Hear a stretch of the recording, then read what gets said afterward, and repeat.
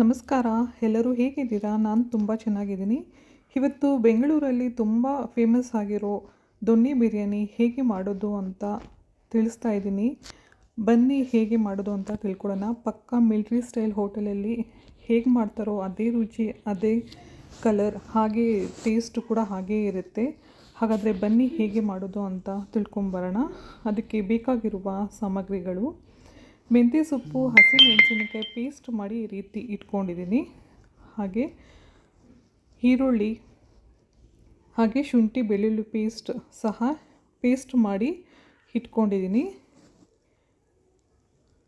ಹಾಗೆ ಮೆಂತ್ಯ ಸೊಪ್ಪು ತುಂಬ ಇಂಪಾರ್ಟೆಂಟ್, ಇದು ಅದು ಹಾಕಿದ್ರೇ ದೊನ್ನಿ ಬಿರಿಯಾನಿ ಅಂತ ಹೇಳ್ತಾರೆ. ತುಂಬ ರುಚಿ ಕೂಡ ಕೊಡುತ್ತೆ. ಹಾಗೆ ಟೊಮಟೊ, ಈರುಳ್ಳಿ ಕೂಡ ಸಣ್ಣದಾಗಿ ಹೆಚ್ಚಿಟ್ಕೊಂಡಿದ್ದೀನಿ. ಹಾಗೆ ಪುದೀನ, ಹಾಗೆ ಚಕ್ಕೆ, ಲವಂಗಿ, ಬಿರಿಯಾನಿ ಎಲೆ, ಏಲಕ್ಕಿ, ಹಾಗೂ ಮತ್ತು ಕೊತ್ತಂಬರಿ ಸೊಪ್ಪು ಗಾರ್ನಿಷ್ಗೆ ಕೊನೆಯಲ್ಲಿ ಹಾಕೋದು. ಇಲ್ಲಿ ನಾನು 2 kg ಚಿಕನ್ ತಗೊಂಡಿರೋದು.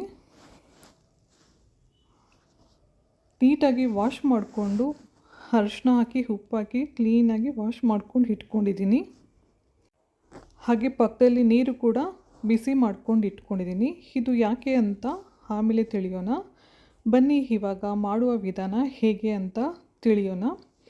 ಮೊದಲಿಗೆ ಪಾತ್ರೆಗೆ ಎಣ್ಣೆ ಹಾಕಿ ಬಿರಿಯಾನಿ ಎಲೆ, ಚಕ್ಕೆ, ಲವಂಗಿ, ಏಲಕ್ಕಿ ಎಲ್ಲ ಹಾಕಿ, ಹಾಗೆ ಹಸಿಮೆಣಸು, ಈರುಳ್ಳಿ, ಪುದೀನ ಹಾಕಿ ಸ್ವಲ್ಪ ಕೆಂಪು ಬಣ್ಣ ಬರೋವರೆಗೂ ಫ್ರೈ ಮಾಡ್ಕೊಳ್ಳೋಣ.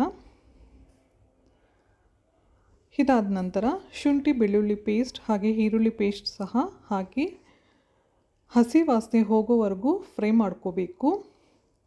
ಇದು ತುಂಬ ಇಂಪಾರ್ಟೆಂಟ್ ಪ್ರೊಸೀಜರ್. ಎಲ್ಲಿವರೆಗೂ ನಾವು ಫ್ರೈ ಮಾಡ್ಕೋಬೇಕು ಅಂದರೆ ಸ್ಮೆಲ್ ತುಂಬ ಚೆನ್ನಾಗಿರೋ ಅರೋಮಾ ಸ್ಮೆಲ್ ಬರುತ್ತೆ, ಅಲ್ಲಿವರೆಗೂ ನಾವು ಫ್ರೈ ಮಾಡ್ಕೋಬೇಕು. ಹಾಗೆ ಮೊದಲೇ ರುಬ್ಬಿ ಇಟ್ಕೊಂಡಿದ್ದಂತಹ ಪೇಸ್ಟ್, ಮೆಂತ್ಯ ಸೊಪ್ಪಿನ ಪೇಸ್ಟ್ ಸಹ ಹಾಕಿ ಹಸಿ ವಾಸನೆ ಹೋಗೋವರೆಗೂ ಚೆನ್ನಾಗಿ ಫ್ರೈ ಮಾಡ್ಕೊಳ್ಳೋಣ. ತುಂಬ ಚೆನ್ನಾಗಿರುತ್ತೆ. ಸೇಮ್ ಮಿಲ್ಟ್ರಿ ಸ್ಟೈಲ್ ರುಚಿ ಹೇಗಿರುತ್ತೋ ಹಾಗೇ ಇರುತ್ತೆ. ಒಂದ್ಸಲ ನೀವು ಟ್ರೈ ಮಾಡಿ ಮನೆಯಲ್ಲಿ. ಹಾಗೆ ಟೊಮೊಟೊ ಕೂಡ ಹಾಕಿ ಮೆತ್ತಗೆ ಆಗೋವರೆಗೂ ಫ್ರೈ ಮಾಡ್ಕೊಳ್ಳೋಣ. ಹಾಗೆ ಹಸಿಮೆಣಸಿನ ಪುಡಿ, ಬಿರಿಯಾನಿ ಮಸಾಲ ಕೂಡ ಹಾಕಿ ಸ್ವಲ್ಪ ಹೊತ್ತು ಫ್ರೈ ಮಾಡಿಕೊಂಡು ಲಿಡ್ ಕ್ಲೋಸ್ ಮಾಡೋಣ.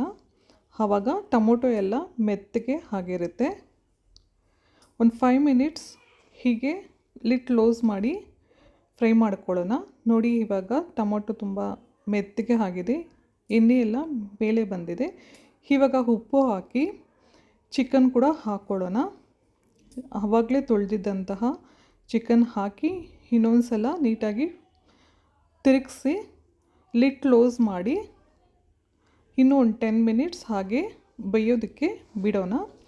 ನೀರು ಯಾವುದೇ ಕಾರಣಕ್ಕೂ ಯೂಸ್ ಮಾಡಬಾರ್ದು. ನೋಡಿ, ನಾನು ನೀರು ಸ್ವಲ್ಪ ಕೂಡ ಹಾಕಿಲ್ಲ, ಆದರೂ ಕೂಡ ನೀರು ಎಷ್ಟೊಂದು ಬಂದಿದೆ. ಇದಾದ ನಂತರ ನಾವು ಅಕ್ಕಿ, ಇಲ್ಲಿ ಬುಲೆಟ್ ರೈಸ್ ಮತ್ತು ಬಾಸುಮತಿ ರೈಸ್ ಎರಡೂ ಕೂಡ ತಗೊಂಡಿದ್ದೀನಿ. ಇದನ್ನು ಕೂಡ ಒಂದು 10 ಮಿನಿಟ್ಸ್ ವಾಶ್ ಮಾಡಿ ಹಾಗೆ ನೆನೆಸಿಟ್ಟಿದ್ದೆ. ಇವಾಗ ಅದು ಕೂಡ ಮಿಕ್ಸ್ ಮಾಡಿ ಇಟ್ಕೊಂಡಿದ್ದೀನಿ.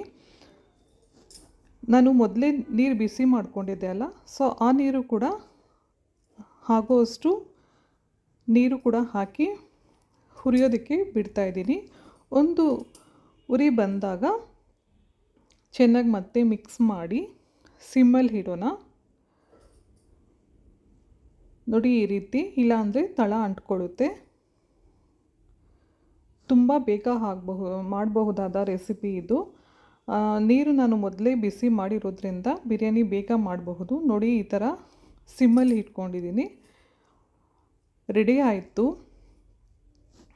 ಇದು ಇನ್ನೊಂದು ಸಲ ಮಿಕ್ಸ್ ಮಾಡಿ ಇನ್ನೂ ಒಂದು 10 to 5 ಮಿನಿಟ್ಸ್ ಹೀಗೆ ಸೆಟ್ ಆಗೋದಕ್ಕೆ ಬಿಡಬೇಕು. ತುಂಬ ರುಚಿಯಾಗಿರುತ್ತೆ. ನಿಮಗೆ ಇಷ್ಟ ಆದರೆ ನನಗೆ ಕಮೆಂಟ್ ಮೂಲಕ ನಿಮ್ಮ ಅಭಿಪ್ರಾಯ ತಿಳಿಸಿ. ಸೇಮ್ ಮಿಲ್ಟ್ರಿ ಹೋಟೆಲಲ್ಲಿ ಹೇಗೆ ಮಾಡ್ತಾರೆ ಅದೇ ಟೇಸ್ಟ್ ಇರುತ್ತೆ. ಇದು ಬೆಂಗಳೂರಲ್ಲಿ ತುಂಬ ಫೇಮಸ್. ಇದು ಸೆಟ್ ಆಗೋಷ್ಟೊತ್ತಿಗೆ ಇದಕ್ಕೆ ಬೇಕಾಗಿರೋ ಸೈಡ್ಸ್ ಕೂಡ ನಾವು ಪ್ರಿಪೇರ್ ಮಾಡ್ಕೊಳ್ಳೋಣ. ದೊಣ್ಣೆ ಬಿರಿಯಾನಿ ಅಂದರೆ ಮೊಟ್ಟೆ ಇರಲೇಬೇಕು. ಸೊ ಅದು ಕೂಡ ಇಲ್ಲಿ ಪ್ರಿಪೇರ್ ಮಾಡ್ಕೊಳ್ತಾ ಇದ್ದೀನಿ.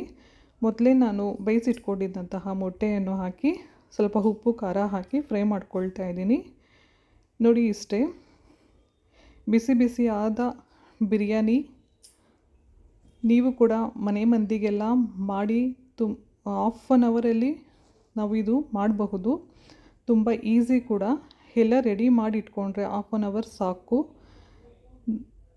ತುಂಬ ಚೆನ್ನಾಗಿರುತ್ತೆ. ನೀವು ಮನೇಲಿ ಮಾಡಿ ನಿಮ್ಮ ಅನಿಸಿಕೆ ಅಭಿಪ್ರಾಯ ಕಮೆಂಟ್ ಮೂಲಕ ತಿಳಿಸಿ. Thank you.